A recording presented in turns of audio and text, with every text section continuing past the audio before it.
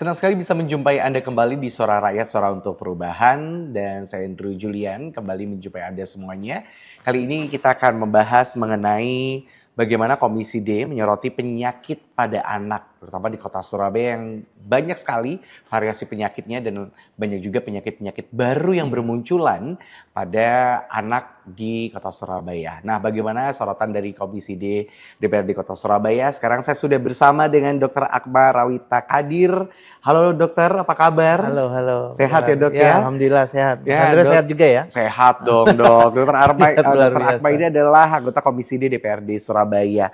Nah dok, kalau kita berbicara mengenai penyakit, apalagi pada anak, kan banyak sekali berita-berita yang terakhir kemarin penyakit diabetes mungkin sudah menyerang ke anak-anak.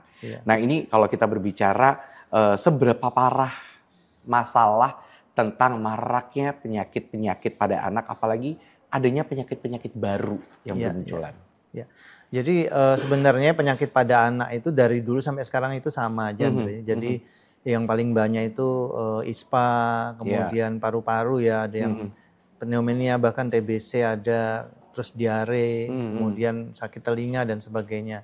Cuman memang sedikit viral kalau misalnya penyakit orang dewasa kok muncul pada anak. Pada anak. Ya, jadi yang tadi disebutkan ada diabetes itu kok terjadi pada anak. Nah, ini memang agak sedikit jarang ditemui.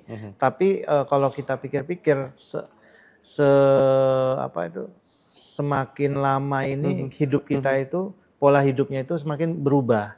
Pola hidup berubah. Terus pola makan berubah, jadi anak-anak, kalau kita dulu tuh anak-anak dibudayakan makan sayur dan sebagainya. Betul. Sekarang ini fast food aja terus, pokoknya random ya dok. Cepat jadi, yang penting kenyang gitu ya. Kenyang. Tapi 4 sehat 5 sempurnanya itu hampir dilupakan. Nah ini yang menyebabkan akibatnya ada beberapa anak yang mungkin rentan karena dia sudah, orang tuanya sudah ada riwayat diabetes, sehingga akibatnya pola makan di awal-awal dari balita sampai anak-anak ini dia kurang baik sehingga dia mudah terkena diabetes. Itu bisa terjadi. Nah, penyakit-penyakit yang sering lagi itu yang biasanya yang viral-viral. Jadi alhamdulillah ya, pertama yaitu mengenai stunting ya. Walaupun itu stunting bukan nama penyakit. Betul. Itu bisa menimbulkan berbagai macam penyakit. Kemudian ada lagi yang viral ini monkeypox ya. Ini sudah jadi pembahasan mungkin beberapa tahun kebelakang juga ya dok ya, dengan monkeypox ini, dan sekarang mulai bermuncul lagi di Indonesia. Karena ada kegiatan internasional di Afrika ya. Karena mereka tinggi di sana. Tapi alhamdulillah khusus di kota Surabaya, di Indonesia itu sekitar kalau nggak salah 83 kasus atau berapa ya, sekitar 80-an. Tapi sudah berkurang. Nah di Surabaya alhamdulillah 0 kalau monkeypox ya. Semoga tidak. Amin. Semoga tidak. Ya, nah kalau kita berbicara mengenai bagaimana cara menjaga kesehatan untuk anak, pastinya dari segi makanan. Tadi dokter menjelaskan bagaimana dari segi makanan, terus juga pola hidupnya juga. Nah kalau anak-anak sekarang kan kegiatannya banyak sekali dok. Iya. Kegiatannya banyak sekali. Sekolah mungkin kalau saya dulu sekolah gitu ya dok ya, itu dibiasakan sarapan, dibiasakan makan siang, dibiasakan makan malam. Nah sekarang anak-anak sekarang kan kegiatannya mungkin dari pagi sampai sore full untuk sekolah. Betul. Gitu. Bagaimana caranya nantinya dengan kegiatan itu anak-anak itu bisa terjaga kesehatannya juga? Ini masuk akal. Jadi kalau dia full day ya sampai sore, bahkan ada yang sampai malam mungkin pulang langsung les lagi. Betul, jadi tidak ada kesempatan untuk istirahat. Jadi sebenarnya edukasi ke orang tua maupun sekolah itu harus sudah nyampe, harus paham bahwa sebenarnya penyakit yang ditimbulkan khususnya pada anak itu disebabkan oleh daya tahan tubuh yang rendah. Nah, bagaimana mungkin dia meningkatkan daya tahan tubuh ketika gizinya tidak terpenuhi. Nah, ini yang harus menjadi dasar. Sehingga nanti edukasi ke orang tua, khususnya orang tua maupun sekolah itu harus betul-betul diintenskan. Ya, alhamdulillah nih ada program makan siang makan gratis gratis yang bergizi gitu ya. Nah, itu mudah-mudahan bisa bersinergi nih dengan program-program di Kota Surabaya, dan saya mengharapkan nanti dinas terkait khususnya dinas kesehatan maupun dinas pendidikan itu berkolaborasi untuk melakukan edukasi itu. Jadi edukasi yang intens, konstan, dan dan memantau apakah anak-anak kita ini di sekolah itu tidak sampai kelelahan gitu ya. Betul, betul. Nah, kalau kita berbicara mengenai kesehatan anak, terus juga banyaknya juga penyakit-penyakit gitu kan, ini apakah ada peningkatan untuk kota Surabaya sendiri ini, Dok? Pertama untuk stunting ya di kota Surabaya itu alhamdulillah menurun, Mas. Jadi stunting itu dari tahun 2021 itu kita 6.000 orang, 6.000 balita. Alhamdulillah sampai awal Agustus kita sudah di bawah 200, 199. Wow. Luar biasa turunnya. Hitungannya itu bisa 90. Betul. 90 sekian persen ya, Dok ya. Ini betul-betul program yang baik untuk pemerintah kota dan otomatis ini kolaborasi dengan masyarakat juga ya. Nah, yang kemudian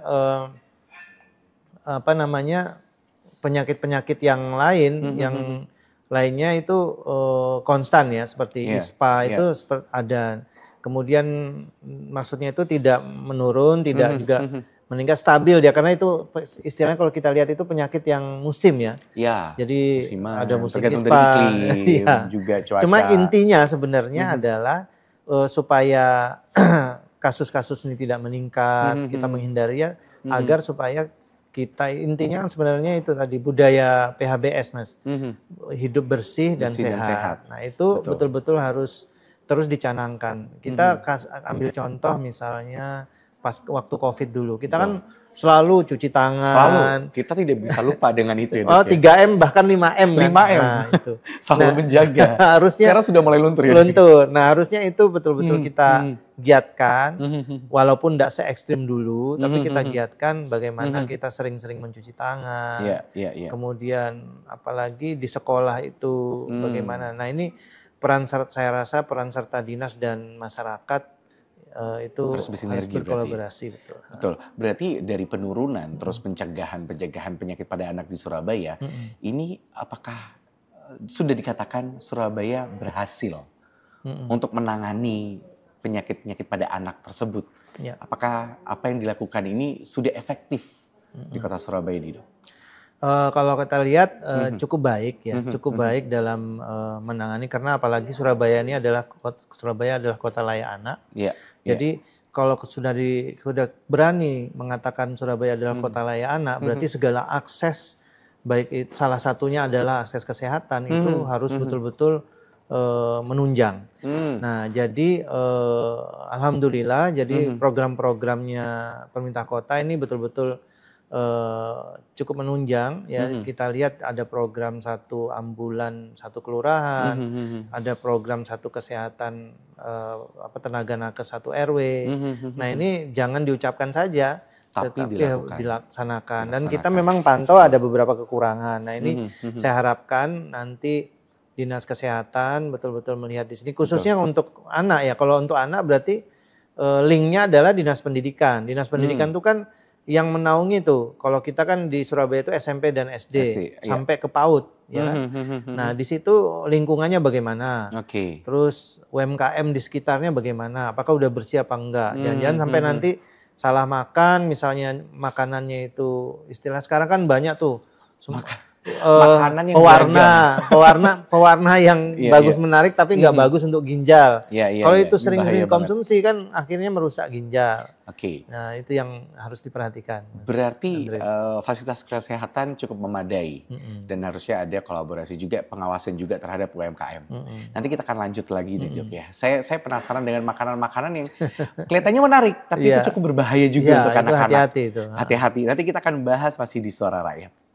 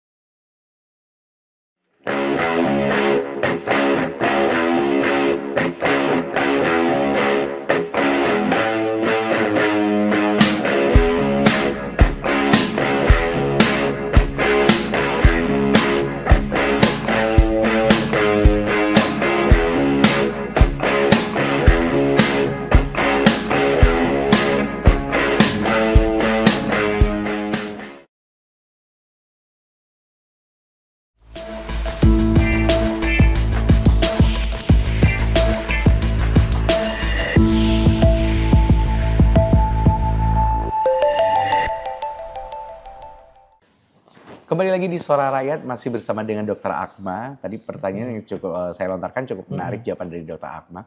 Harus berkolaborasi dan menjaga UMKM di sekitar dari sekolah tersebut. Ya kan? Bagaimana mereka menyajikan makanan atau minuman yang bisa juga menjaga gizi dari anak-anak tersebut. Nah, ini apakah sudah dijalankan pengawasan itu? Apakah betul-betul sudah diawasi? Atau hanya pengawasan saja tapi tidak diawasi secara betul-betul gitu, Dok? Ya, kalau kita lihat sih masih belum maksimal ya. Jadi kalau secara internal saya rasa sih sudah. Kalau secara internal itu mudah, kenapa?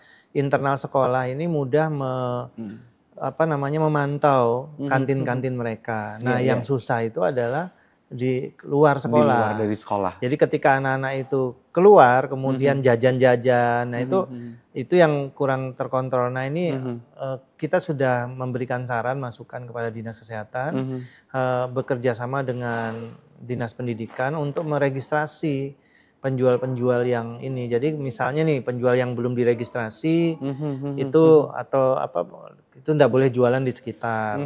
Atau kalau sekalian tidak boleh berjualan di sekitar misalnya ya. Tapi kan itu juga kasihan juga kan UMKM-nya jadi ini. Nah, jadi mereka boleh berjualan tapi standar isinya itu harus betul-betul terjamin, kesehatannya harus terjamin. Betul, tapi ya serba salah juga ya kalau misalkan melarang dan sebagainya. Memang kita harus mengawasi bagaimana kondisi makanan tersebut, gizinya seperti apa. Jadi nanti kalau sudah terregistrasi itu ya Mas Andre, otomatis kan mudah tuh. Jadi ini si penjualnya si A nih, masakannya seperti ini, penjualnya si B, masakannya seperti ini. Jadi kalau ada penjual baru, harus daftar dulu nanti dicek. Dan cek itu pun juga berkala ya, dan jangan sampai. Nah ini juga tidak harus dengan UMKM itu juga, tapi juga dengan pengawasan obat dan makanan. Semua jadi harus berkolaborasi. BPOM. Jadi Dinas Kesehatan ini saya yakin mereka punya program berkesinambungan untuk pengawasan-pengawasan itu. Cuman ya jangan sampai kendor aja, Mas Andre. Tadi fasilitas kesehatan sudah memadai, ya kan di setiap RW, di setiap kelurahan dan sebagainya. Nah ini apakah ada kendala sih, Dok?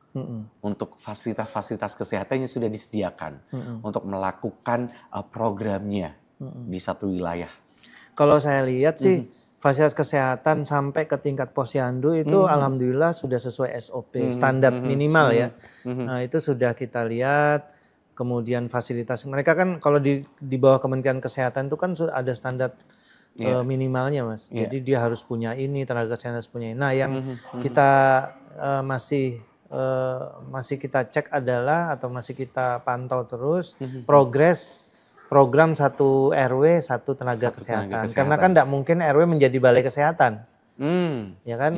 Ini apakah hanya standby nakes di situ dari puskesmas ditaruh di situ atau dipanggil? Nah ini yang konsepnya kita masih terus pantau dari Dinas Kesehatan ini konsepnya seperti apa. Sebenarnya itu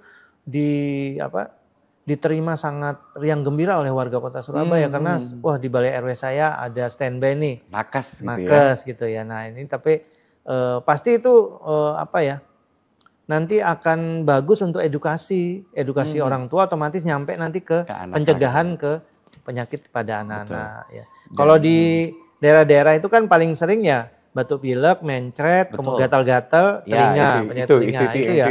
Batuk pilek itu sudah. Tapi sebenarnya Mas Andre penting. Jadi batuk pilek ini bisa menyebabkan penyakit yang parah. Contohnya pneumonia. Jadi radang paru-paru ya. Nah, batuk pilek yang tidak diobati dengan baik. Kemudian tadi ya cacar. Cacar ini juga harus diedukasi. Jadi bagaimana dia kan menular tuh, jadi nanti bagaimana cara pencegahannya. Jadi kalau ada nakes di situ kan enak tuh. Jadi kita tidak fokus ke kuratifnya, tapi fokus juga edukasi. Edukasi ini nanti arahnya kan pencegahan. Nah kalau sudah pencegahan, otomatis kan jangan takut lah. Jadi nanti rumah sakit sepi itu malah bagus sebenarnya. Berarti kan tandanya warganya sehat ya, sehat dan warganya juga paham tentang bagaimana cara menjaga kesehatan. Apakah ini termasuk juga dari cara-cara untuk bisa menyadarkan dari masyarakat sendiri, selain dari pemerintah kota, pemerintah pusat juga bagaimana cara mencegah pertumbuhan penyakit yang semakin beragam di negara kita, apalagi juga mungkin ada di Surabaya. Ini kan ada juga yang menjadi fokus khusus adalah kesadaran dari masyarakat tersebut. Kalau masyarakat tidak sadar bagaimana cara menanganinya, ini termasuk penyakit menular atau tidak, bagaimana cara menghadapinya seperti apa, berarti kan ya sama aja apa tugas dari pemerintahan pusat dan juga pemerintah kota itu tidak berjalan, betul ya Dok ya? Berarti harus bagaimana nantinya bisa menyadarkan masyarakat betul-betul tentang kesehatan dan pentingnya bisa mengerti tentang beberapa penyakit yang sekarang lagi jadi kalau arahnya ke situ itu kan memang diarahkan sebenarnya itu ada tugas sebenarnya pemerintah itu sudah memberikan tugas kepada pusat kesehatan masyarakat puskesmas ya. Jadi untuk supaya preventifnya lebih tinggi dibanding dengan kuratif. Kalau kuratif kan ke pengobatan ke rumah sakit ya.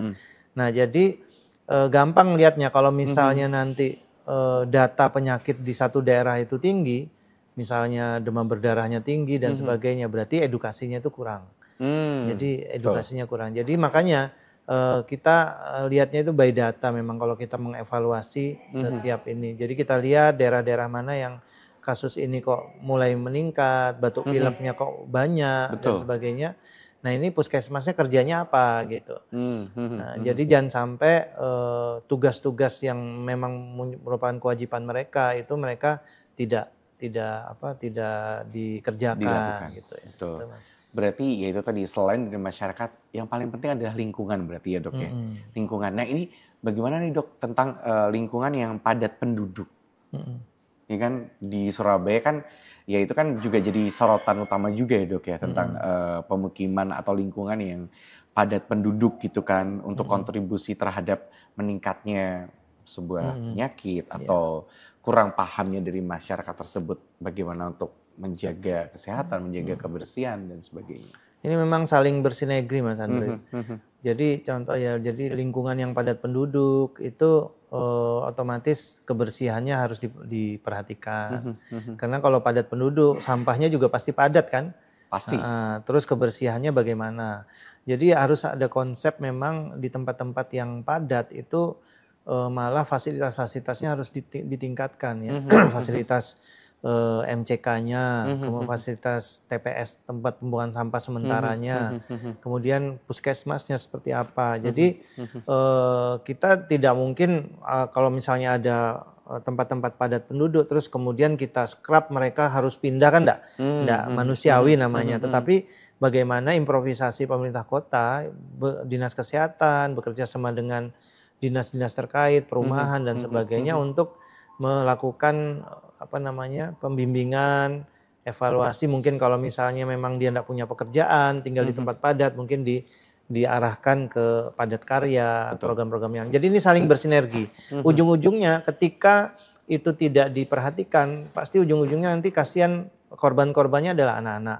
Di situ akan terjadi sumber penyakit, kemudian nanti akan menyebabkan sakit tinggi, penyakit anak pada tinggi. Kalau kita lihat di puskesmas nanti, loh ini kok angka penyakitnya jadi tinggi. Nah itu, jadi pasti ada kelihatan nanti ada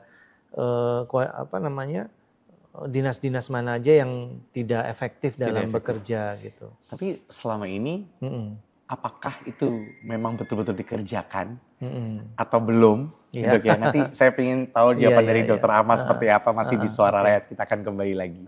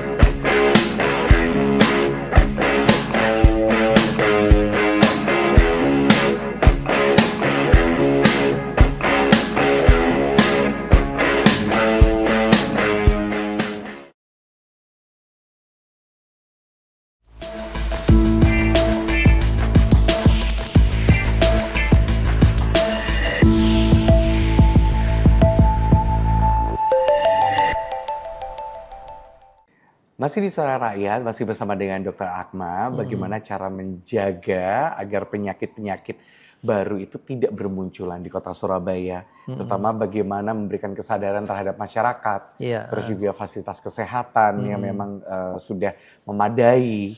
Dan inti yang paling penting adalah bagaimana menjaga lingkungan tersebut agar tetap sehat. Jadi Dr. Akma sempat berbicara bagaimana pemerintah kota juga berjibaku untuk mengatasi itu, ya kan? Bagaimana menjaga MCK-nya, mengawasi sampah yang ada di sekitar. Nah, apakah itu betul-betul sudah terlaksana dengan maksimal atau masih ada yang tertinggal nih, Dok? Dari beberapa daerah yang ada di kota Surabaya. Jadi kalau khusus di kota Surabaya ini, saya rasa tinggal kolaborasinya saja. Jadi program-program pemerintah kota sudah ada, tapi kolaborasi dengan masyarakatnya itu yang masih belum maksimal ya. Klopnya mungkin sudah, tapi belum maksimal. Jadi nanti supaya warga ikut juga. Jadi kesadaran warga yang dimaksud adalah tanpa disuruh warga itu sudah melakukannya. Ini sudah banyak warga-warga yang sebenarnya ada lomba-lomba kebersihan dan sebagainya. Itu kan kita sering lihat di mana-mana ya. Tapi ya seperti juga ada yang di daerah padat. Mungkin warganya sibuk cari ekonominya kurang, sibuk cari uang di luar sehingga tidak memperhatikan lingkungan. Jadi saya yakin pemerintah kota Surabaya punya data itu. Nah, itu data itulah yang nanti kalau bisa diintervensi, mana yang kurang, programnya dijos di situ. Karena program-program itu semua ada, Mas. Ada program NCK, ada program puskesmas yang selalu melakukan edukasi untuk masyarakat sekitar untuk hidup bersih dan sehat dan sebagainya. Nah, ini yang terus kita kita kalau turun ke bawah itu ya mesti di samping laporan warga itu juga kita biasanya ngecek data mana yang tinggi sih, kemudian kalau warga memang sih langsung lapor, Dok, ini ada yang ada betul. Penyakit yang ini misalnya DB meningkat dan sebagainya. Biasa kita langsung koordinasi dengan nakes di sana biasanya.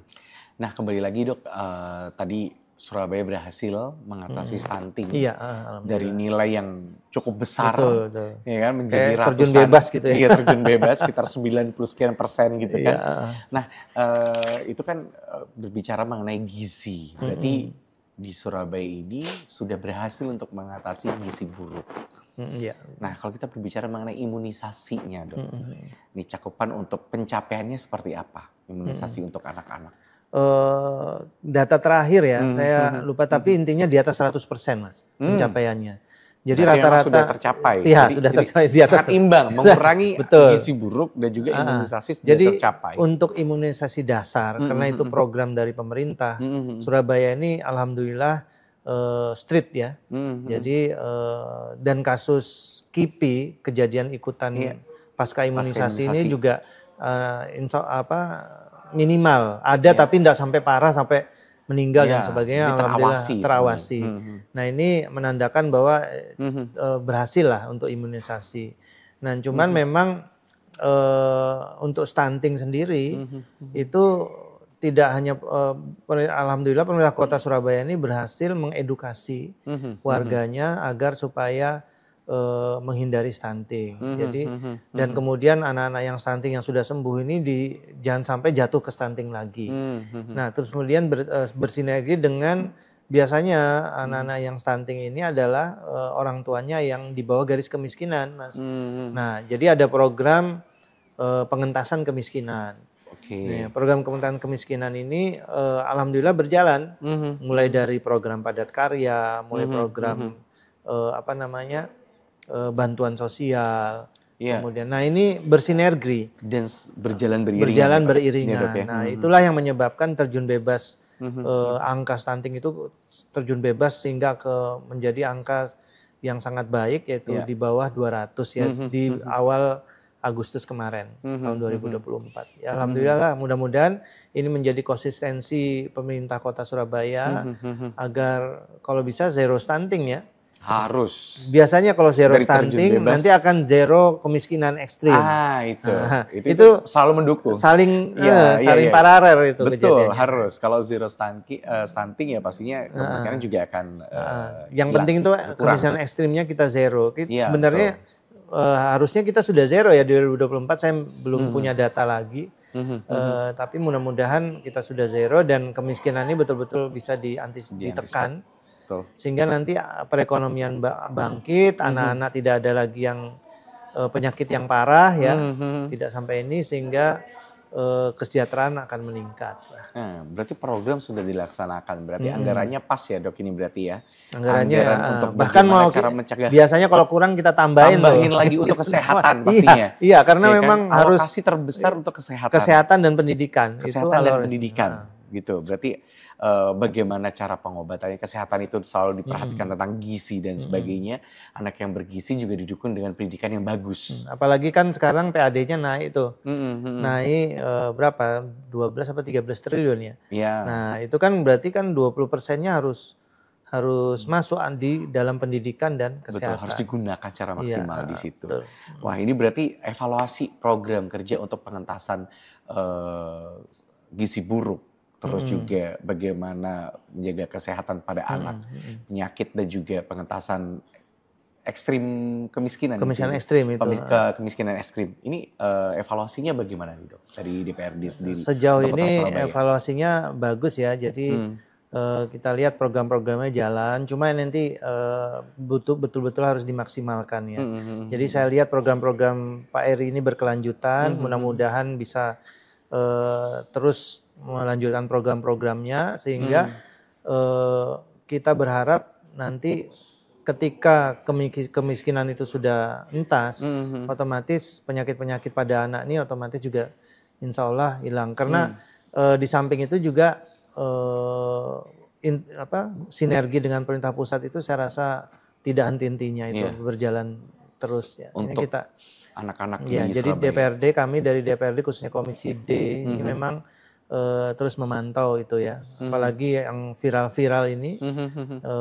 Tapi semua tidak hanya yang viral saja ya, karena biasanya yang kecil-kecil pun kalau nanti tidak diperhatikan itu nanti jadi viral. Jadi jadi jangan sampai ada mindset belum kalau enggak viral nanti sudah dibiarin aja. Jangan sampai itu. Jadi kita semua selalu memperhatikan kita pantau gitu Mas Andri. Baik, kalau begitu semoga masyarakat di Surabaya juga betul-betul bisa memperhatikan lingkungan sekitar, memperhatikan gizi anak Anda, itu yang paling penting. Ya kan, dan untuk waktu istirahat.